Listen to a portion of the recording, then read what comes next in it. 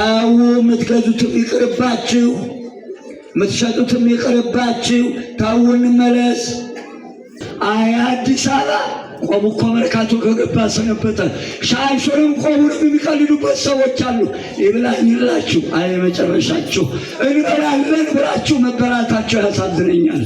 ካልዛሬ ያወርደዋል ችግር የለበትም ያነጥፈዋል ግሬደሩ በእጁ ነው እየነቀለ ይተዋል ያጭነዋል ማጭዱ ተዘርዝሯል ሰፌዱ በእጁ ነው ያበጥረዋል የሚገደው ነገር የለም። አርቀው ማን ነው? ጉቦውን የሚበላ ማን ነው? ወልዶ የካደው ማን ነው? ፍርድ ቤቱን ያስጨነቀው ማን ነው? በጤፏሻ ቦተቷ በወገቡ ላይ ይህንን የሚሸጠው ታተርፋለህ ትተርፋለህ። ይህቺ ዕለት ዛሬም ትንሣኤ ናት። እሑድ ዛሬም ትንሣኤ አትለወጥም። ትንሣኤ ናት።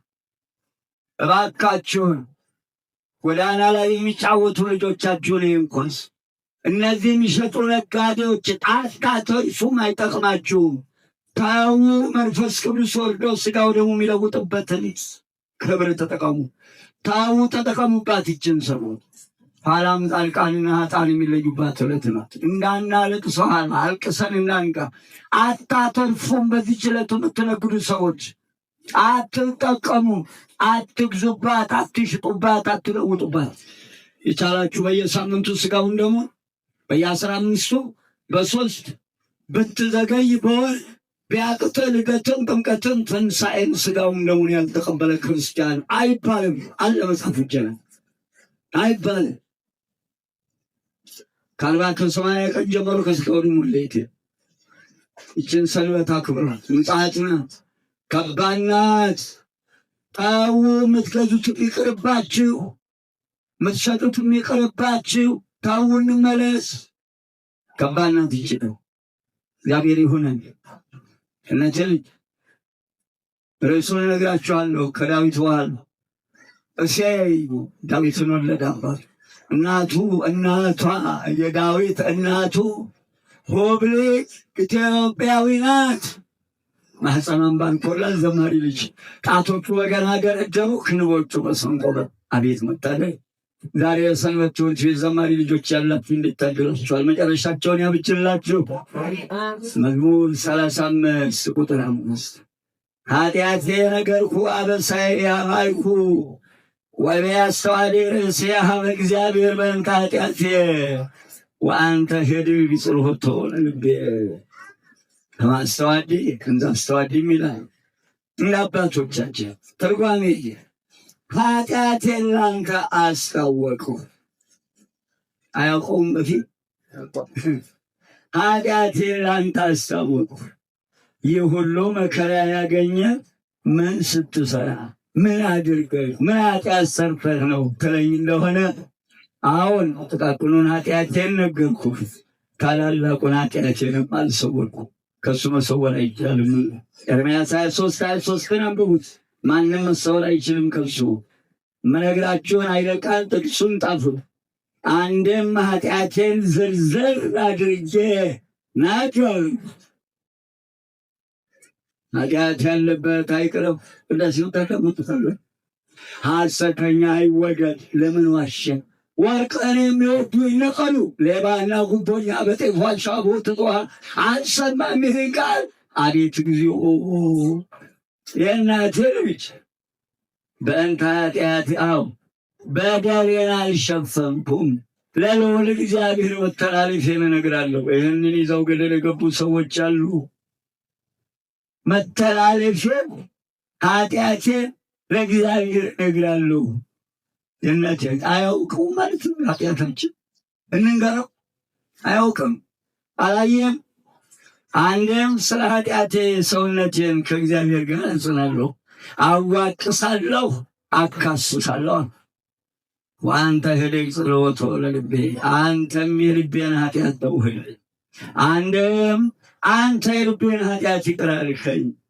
አንተም የልቦናዬን ክህደት፣ አንድም የልቦናዬን ሽንገላ፣ አንድም የልቦናዬን ግፍ ተውኪ ይቅር አልከኝ። ይቅር ይበላል። አሜን።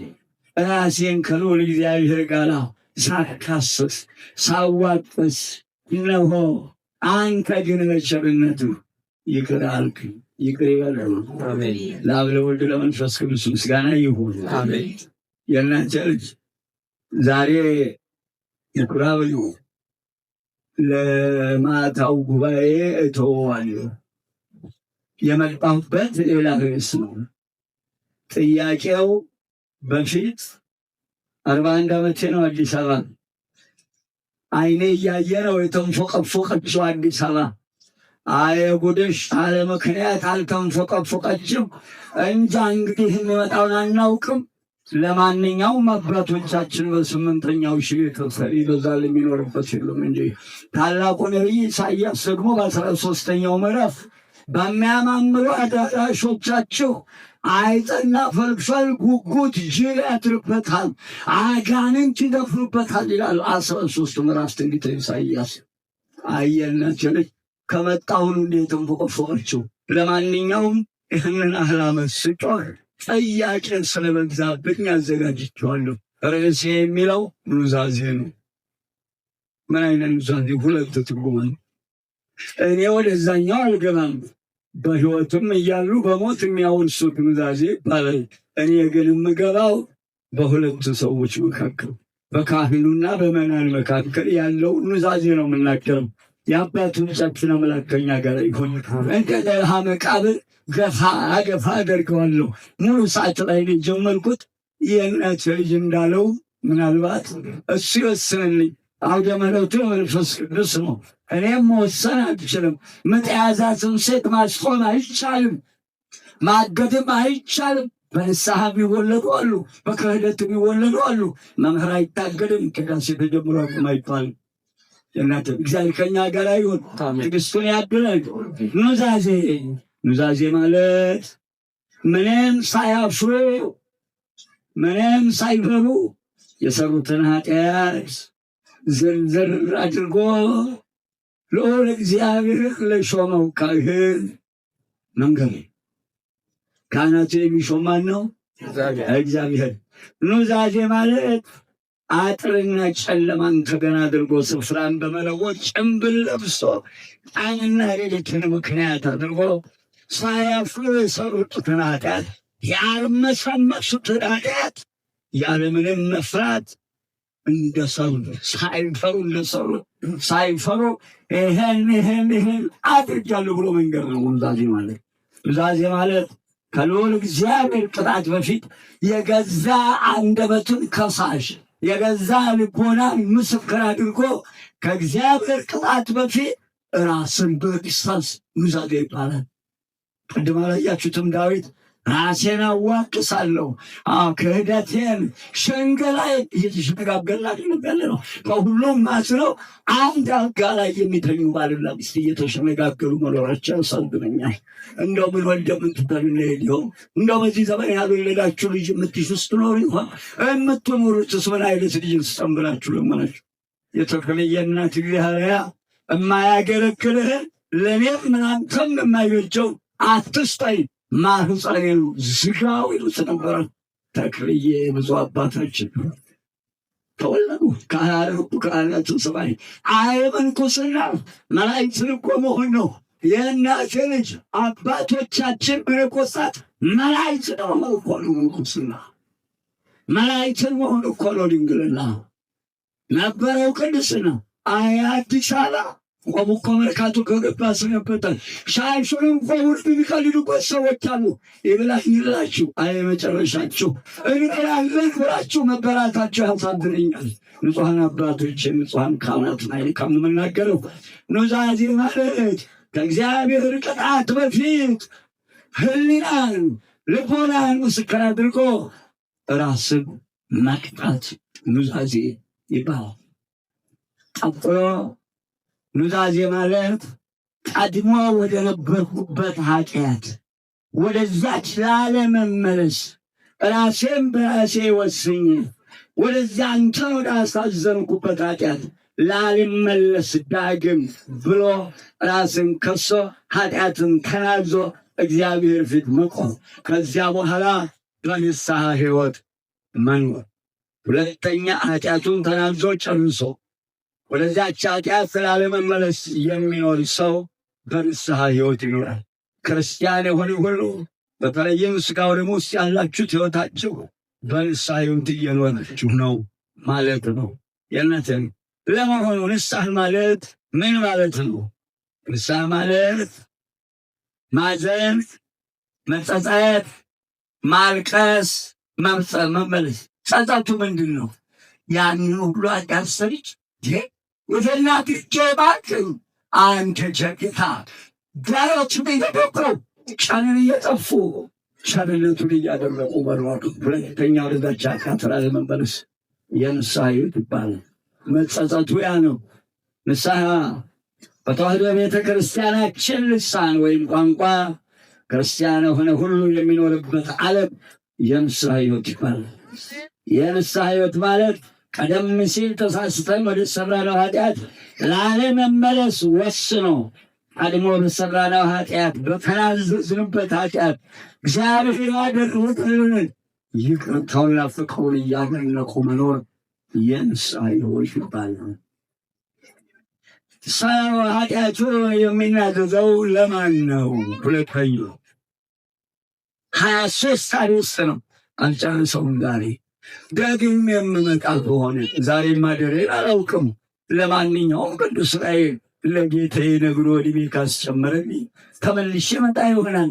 የምናገረውም የሚመልሰኝ ከሆነ የእናት ልጅ ሰው ኃጢአቱን ለማን ይናዘዛል? ለካህን። ሰው ኃጢአቱን ለካህን መናዘዝ እንደሚገባ በወንጌላችን በሕገ ኦሪቱ ዘሌዋውያን የእናት ልጅ 5 ከቁጥር 5 ጀምሮ ሙሉውን አንብቡ። ኃይለ ቃሉን ብቻ እናገረዋለሁ። በደለኛ የሆነ የሠራውን ኃጢአት ለካህን ይናዘዛል። ስለሠራው ኃጢአት ለልዑል እግዚአብሔር የበደል መሥዋዕት ያቀርባል። የእንስሳቱን ደም አርዶ ረጭቶ ያቀርባል በሕገ ኦሪት። እርሱም ካህኑ ኃጢአቱን ያስተሰርይለታል። የካህናትን ስልጣን እያያችሁት እንድትሄዱ ኢያሱ 7 ምዕራፍ ላይ ቅድም ከተናገርኩት ወንጌል ጋር መዝሙር ጋር እያዛም መዝሙር 35 ቁጥር 5 አክዓብ የሚባል ሰው ነበር። በዘረፋ መካከል ሰረቀና ደበቀ። እግዚአብሔር አምላክ ኢያሱ 7 ምዕራፍ አንብቡት። እነሆ ጦርነት አነሱባቸው ፍልስጤማውያን እስራኤል ላይ። በዛ በጦርነቱ ውስጥ ቃል ኪዳን ነው ኢያሱ ገብቶለታል። ኢያሱ ከሙሴ ጋር እንደነበርኩ ካንተ ጋር እሆናለሁ፣ ነገር ግን ለሙሴ የሰጠሁትን ጠብቅ፣ ቀኝም ግራም አትበል። እነሆ ከእሱ ጋር እንደነበርኩ ካንተ ጋር እሆናለሁ፣ ዕድሜህን ሙሉ ጠላት አያሸንፍህም፣ እኔ ካንተ ጋር ነኝና ብሎታል። ይህን ቃል የገባልህ እማይዋሸው ጌታ እንኳን የእኛ ጌታ የእናት ልጅ እናንተ ምን አላችሁ? የተናገርነው ከሚጠፋ ከልጅ በላይ ስጦታ አለ ወዳን ያሉት ከልጅ በላይ ስጦታ፣ የስጦታ ሁሉ ራስ መስቀሉ ስር የነበረች ድንግል ወላዲተ አምላክ እንዴት እንግለጻችሁ ብለው አባቶቻችን በመንፈስ ቅዱስ ጠይቀው መሶበ ወርቅ አድርገው መስቀሉን ተክለው ጉልላቱ ላይ ቁጭ አድርጓት አውርደዋት። ዛሬ ያወርደዋት ቢት ያነጥፈዋል። ግሬደሩ እጁ ነው እያታላይተዋል። ያጭሬ ላይ ማጭሩ ተዘርዝሯት ሳቢሩ በእጁ ላይ ያበጠዋል። ሊገደው ነገር የለ። አወረዷት ከጉልላቱ ላይ። እመቤታችን ከቤቱ ብሄን በመሶበ ወርቅ ይመጣል። እሺ መሶበ ወርቅ ያመጣውን በላይኛው መሶበ ወርቅ ያገናኘዋል መንፈስ ቅዱስ። መቅደሱ መሃል ነው መሆን ያለበት። ከጉልላቱ ካልተገናኘው እሷት አይለወጥም። ሕያው እግዚአብሔር አይለወጥም። አንድ አውጥወሩ በመንፈስ ቅዱስ ተቃኝቶ ሰዎች ነው። ከስጦታ ሁሉ በላይ ስጦታ ድንግል ማርያምን መሶበ ወርቅ አድርገው መስቀሉን ተክለው ላይ ያስቀመጧት እናቶቻችን አባቶቻችን። ከልጅ በላይ ስጦታ ድንግል ማርያም ናት። ከዛ በታች ከልጅ በላይ ስጦታ የለም። ከልጅ በላይ ስጦታ የለም።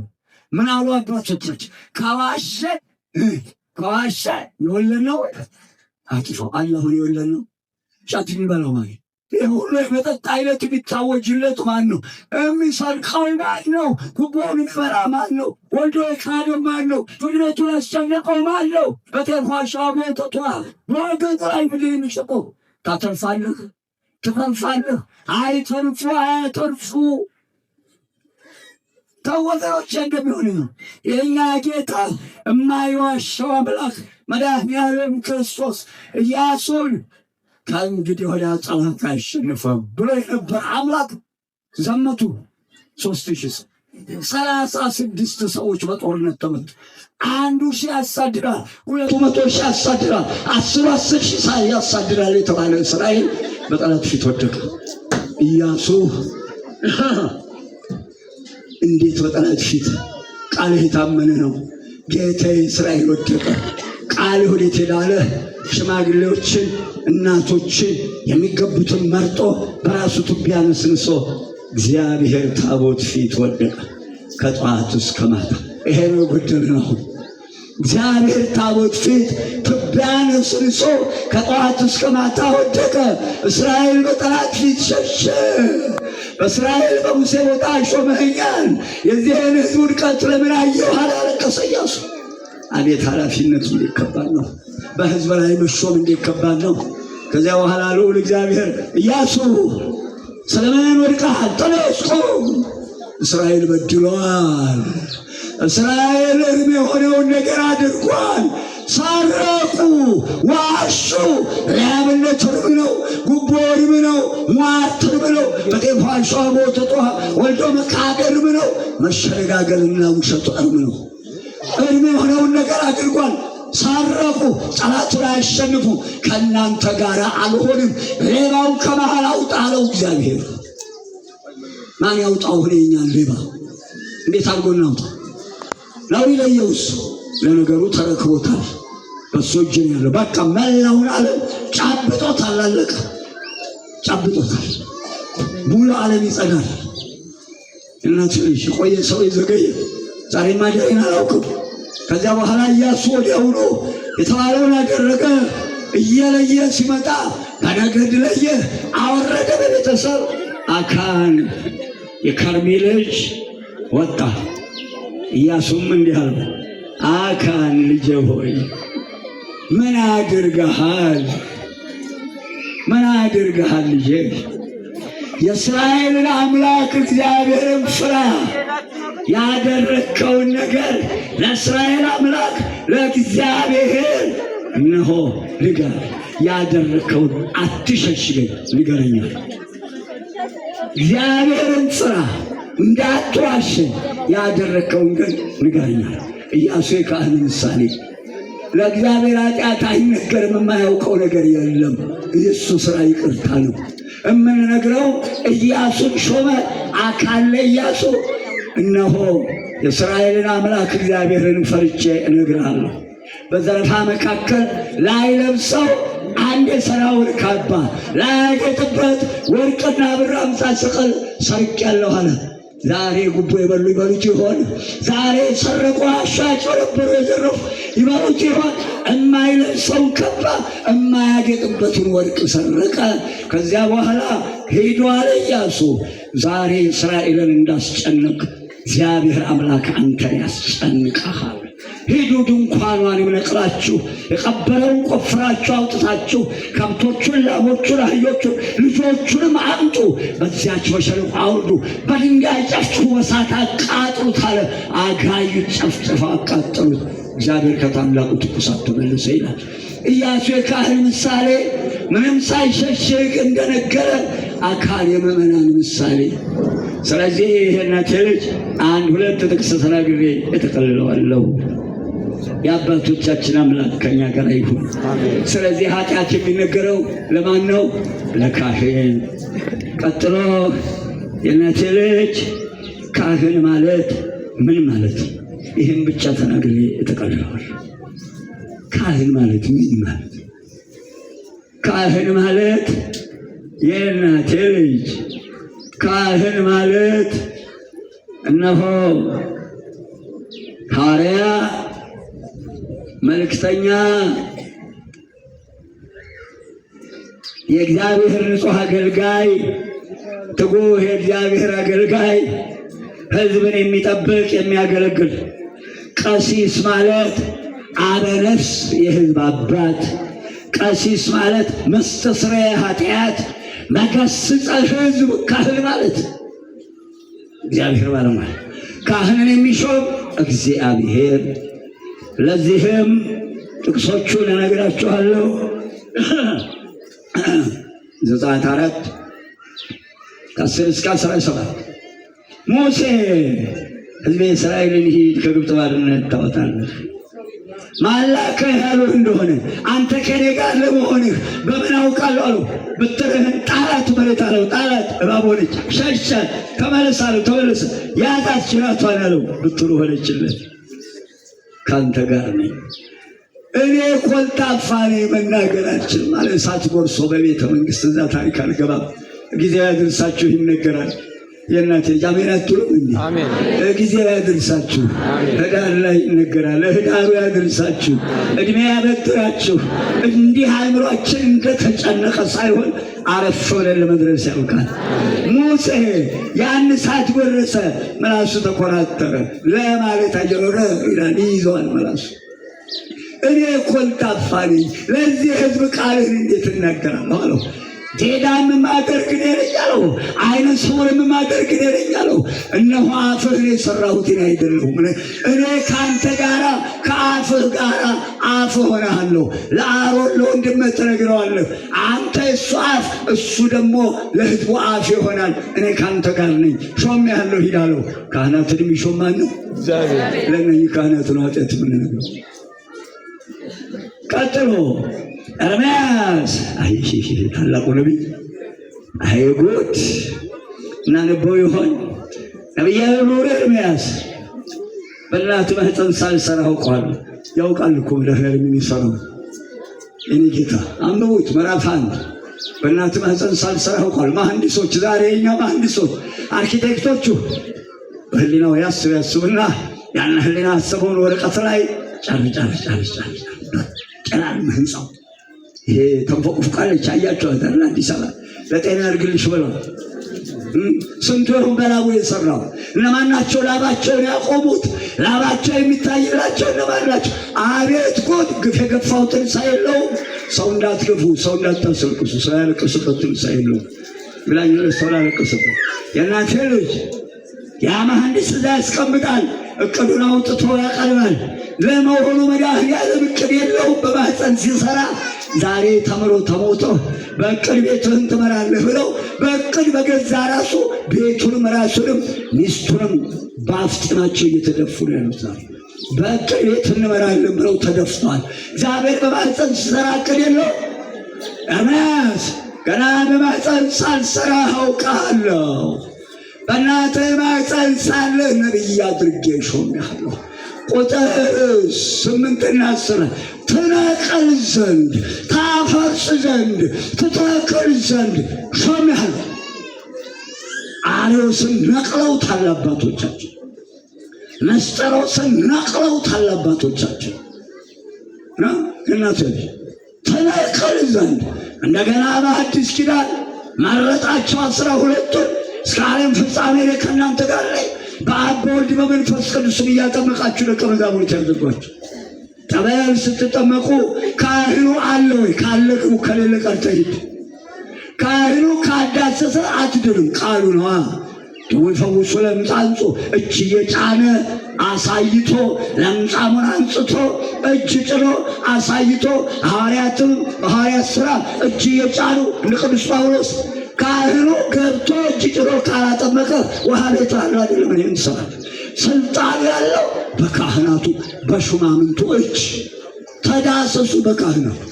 ካህናቱ ይዳሷችሁ። እግዚአብሔር ይሾማችሁ። አስተውሉ። ከዚያ በኋላ እስከ ዓለም ፍጻሜ ከእናንተ ጋር ነኝ። ድውይ ፈውሶ ለምጽ አንጾ። ካህን ማለት ይህ ነው። እንዲህ አድርጎ ነው የሾመው። ከዚያም የዮሐንስ ወንጌል ምዕራፍ 21 ላይ ጴጥሮስ ጨርሷለሁ። በዚህ ትወደኛለህ? ጌታ ሆይ እንድወድህ አንተ ታውቃለህ። ጴጥሮስ ትወደኛለህ? እንደወደህ አንተ ታውቃለህ። ጠቦቶቼን ጠብቅ። ለጣሉ ለምን ግልገሎቼን ጠብቅ። ግልገሎች ያለው ሕፃናቱ። ጴጥሮስ ሁለተኛ ትወደኛለህ? እንደወደህ አንተ ታውቃለህ።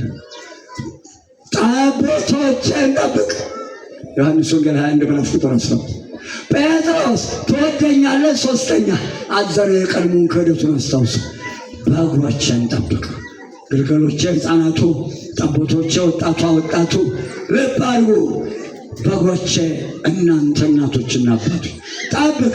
እናንተን እንዲጠብቁ ልዑል እግዚአብሔር አባቶቻችን በመንፈስ ቅዱስ ሾሞ እነሆ በበዓለ ሃምሳ በዕለተ እሑድ በመንፈስ ቅዱስ በ72 ቋንቋ የሾማቸው አምላክ ሰንሰለቱ ሳይበጠስ ዛሬም በሾማቸው ካህናት ላይ አድሮ ትተክል ዘንድ እንዳለ በምድር ያሰራችሁት በምድር የታሰረ ይሆናል፣ በሰማይም በምድርም የታሰረ ይሆናል። የፈታችሁት በሁለቱም ዓለም በምድርም የተፈታ በሰማይም የተፈታ ይሆናል ብሎ ስልጣን የሰጣቸው ካህናት ይባላል። ለእነዚህ ካህናት ነው ንስሐ የሚነገር። ስለዚህ ርዕሳችን ኑዛዜ ይላል። እግዚአብሔር ዳግም ካመጣኝ የምነሳው ካህን ማለት ምን ማለት ነው ተናግረናል። የካህን አስፈላጊነት የሚለው ላይ እናልፋለን። የአባቶቻችን አምላክ ከኛ ጋር